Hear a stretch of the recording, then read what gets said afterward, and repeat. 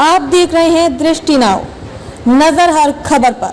राजस्थान के उदयपुर में कांग्रेस द्वारा चिंतन शिविर का आयोजन हुआ। कांग्रेस कार्य समिति ने 2024 के लोकसभा चुनावों को लेकर रोड मैप सहित कई घोषणाओं के लिए 6 समितियों द्वारा की गई सिफारिशों पर विचार किया। वहीं चिंतन शिविर में झारखंड के विधायक दल के नेता, मंत्री और कांग्रेस के प्रदेश अध्यक्ष भी मौजूद रहे, जिसको लेकर आज कांग्रेस कार्यालय में प्रेस वार्ता का आयोजन किया गया, जिसमें मुख्य रूप से कांग्रेस विधायक दल के नेता आलमगीर आलम मौजूद रहे। वहीं इस मौके पर आलमगीर आलम और अध्यक्ष राजेश ठाकुर ने कहा कि केंद्र सरकार को विकास रास नहीं आ रहा है और देश में बेरोजगारी भी चरम सीमा पर है और वर्तमान स्थिति को लेकर राहुल गांधी ने स्पष्ट कहा कि सभी लोग साथ आएं और विचारधारा की लड़ाई लड़े। जिस तरीके से बेरोजगारी के खिलाफ देशव्यापी आंदोलन की शुरुआत आने वाले समय में कांग्रेस की ओर से होगी और अभी देश में किस तरीके से हालात पैदा किए जा रहे हैं, यह किसी से छुपे नहीं है। आने वाले समय में 50% युवा कैसे पार्टी का हिस्सा बने, इस पर भी चर्चा होगी और कांग्रेस को मजबूत कैसे बनाए को लेकर भी आने वाले वक्त में चर्चा होगी। साथ ही जिस तरीके से किसानों को कई मुसीबतें हो रही हैं, तो किसानों के लिए भी बाजार बन रही है। साथ ही जिस तरीके से पूर्व के दिनों में प्रभारी ने कहा था कि पंचायत चुनाव में जीतने वाले प्रतिनिधि को सम्मान दिया जाएगा, जिस पर बीजेपी ने शिकायत चुनाव आयोग में की गई थी। गाँव से जीतकर आने वाले लोगों को सम्मान देने में पेट में दर्द हो रहा है। आने वाले समय में 2 लाख लोगों को रोजगार और 15 लाख रुपए खाते में जाएंगे। हमारी नेत्री सोनिया गांधी राहुल जी के स्वयं हुआ था उदयपुर में, और हम लोग 3 दिन में अलग अलग सेगमेंट, 100 सेगमेंट में उसका डिस्ट्रीब्यूशन था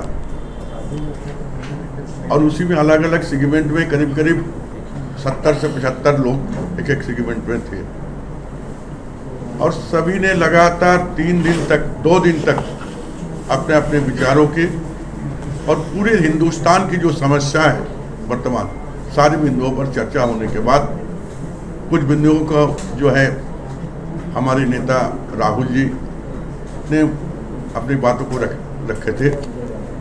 मैं उस संदर्भ में 2-3 बातें आपके सामने करना चाहता हूँ।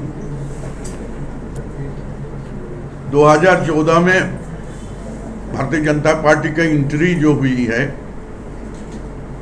2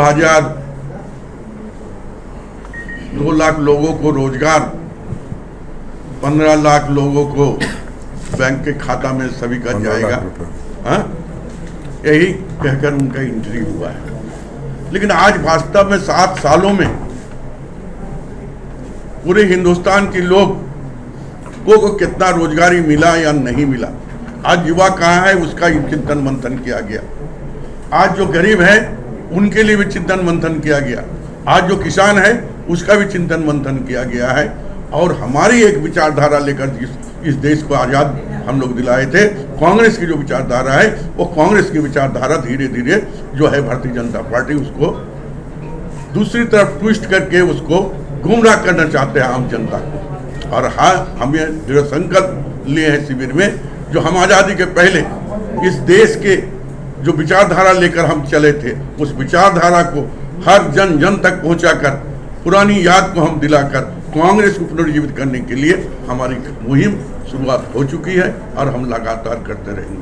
नहीं मिलता कि सभी नेताओं की राय लेकर के कोई मसौदा तैयार हो, पूरे देश में कैसे इस षड्यंत्रकारी सरकार जो केंद्र में बैठी है उससे मुकाबला करना है।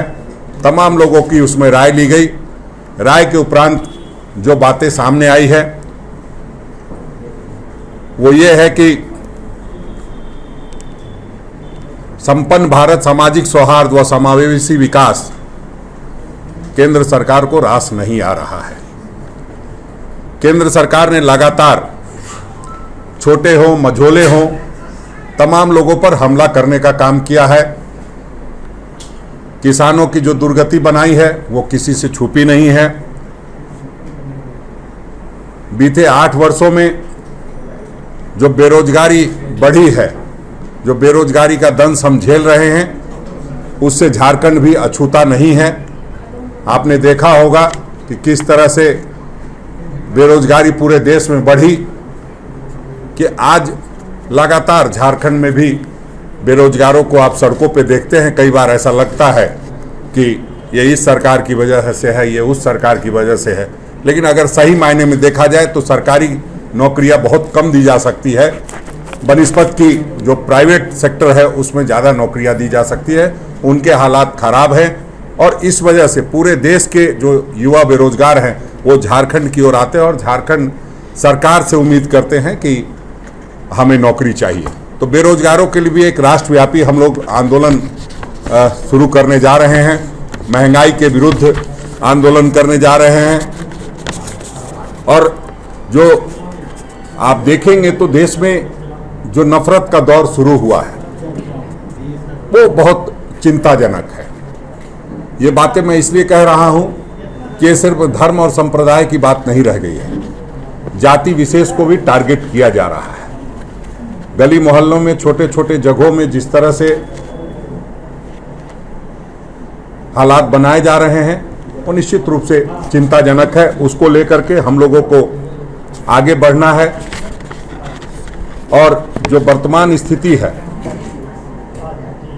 उसमें आदरणीय राहुल जी ने स्पष्ट तौर पे कहा है कि पूरे देश में अगर कोई विचारधारा की लड़ाई लड़ सकता है तो वो कांग्रेस पार्टी लड़ सकती है। जो सेकुलरिज्म की लड़ाई है, जो धर्मनिरपेक्षता की लड़ाई है, राष्ट्रीय एकता और अखंडता की को बचाए रखने के अक्षुण्ण